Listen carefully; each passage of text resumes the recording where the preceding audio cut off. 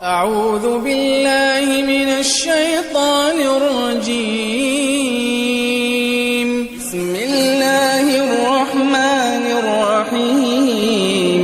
وما خلقت الجن والإنس إلا ليعبدون ما أريد منهم من رزق وما أريد أن يطعمون إن الله هو الرزاق ذو القوة المتين.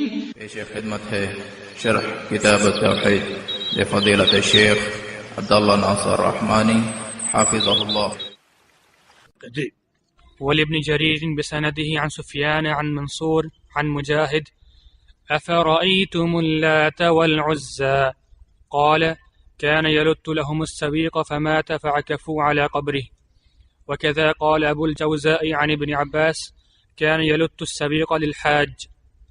وعن ابن عباس رضي الله عنهما قال لعن رسول الله صلى الله عليه وسلم زائرات القبور والمتخذين عليها المساجد والسرج.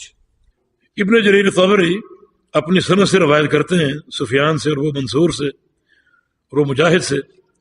مجاہد فرماتے ہیں مجاہد بن عباس کے شاگرد ہیں، تابعی ہیں. فرماتے ہیں کہ افرأیتم اللات والعزى، اللہ تعالیٰ نے مشرکین کے اس بت کا ذکر کیا، لات کا. لات کیا ہے؟ لات ایک نیک شخص تھا، یہ شخص صالح. اس کا کردار کیا تھا؟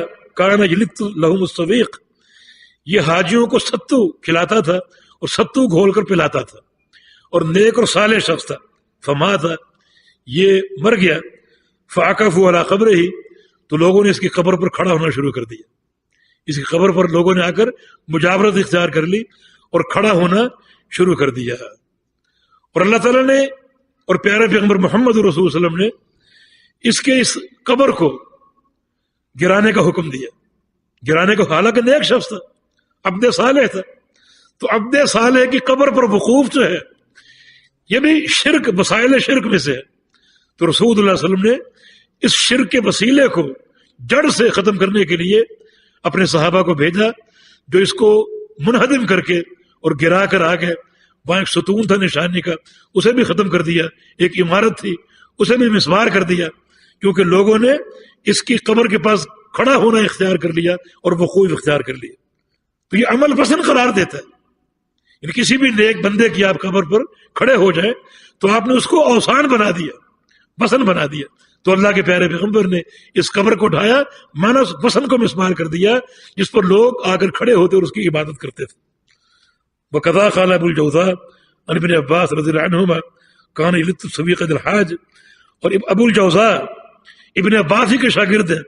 فرماتے ہیں کہ یہ شخص لات جو تھا حاجیوں کو ستو گھول کر پلاتا تھا اور نیک آدمی تھا. ابن عباس فرماتے ہیں کہ لعن رسول اللہ علیہ وسلم زائرات القبور، کہ نبی علیہ السلام نے لعنت برسائی ان عورتوں پر جو قبروں کی زیارت کیا کرتی ہیں. والمتخذین علیہ المساجد والسرج، اور ان مردوں پر جو قبروں پر مسجدیں بناتے ہیں اور قبروں پر چراغ جلاتے ہیں یا دیے جلاتے ہیں. تو اس حدیث کا مضمون دو چیزیں ہیں. ایک وہ عورتیں لعنت کی مستحق ہیں جو عورتیں قبرستان کی زیارت کو جاتی ہیں. ان قبرستان جانے کا عورتوں کے لیے کوئی جواز نہیں. اس حدیث میں صریح ممانعت وارد ہے کہ عورتیں قبرستان کی زیارت نہیں کر سکتی. دوسرا مسئلہ یہ ہے کہ جو لوگ قبرستان پر مساجد کی تعمیر کرتے ہیں یا قبروں پر دیے جلاتے ہیں، چراغ جلاتے ہیں، وہ لوگ بھی لعنت کے مستحق ہیں. اور لعنت اس گناہ پر ہوتی ہے جو کبیرہ ہو. کبیرہ گناہ جو ہے وہ لعنت کے مستحق ہوتے ہیں، اور شرک کبیرہ بھی ہے بلکہ اکبر الکبائر میں سے ہے. یہ بہت زیادہ لعنت کا مستحق اور موجب ہے. اللہ پاک مجھے اور آپ کو توحید کی اصلاح کی اور توحید کے صحیح فہم کی توفیق عطا فرما دے. ہمارے قلوب کو خالص توحید سے معطر اور منور فرما دے. ہمارے اعمال کو اللہ تعالی توحید کے رنگ سے منور فرما دے، اور ہم کو اپنے پیارے پیغمبر کی محبت اور آپ کی سنت کی اتباع کی توفیق عطا فرما دے. اقول قولی هذا واستغفر الله لي ولكم واخر دعوانا ان الحمد لله رب العالمين.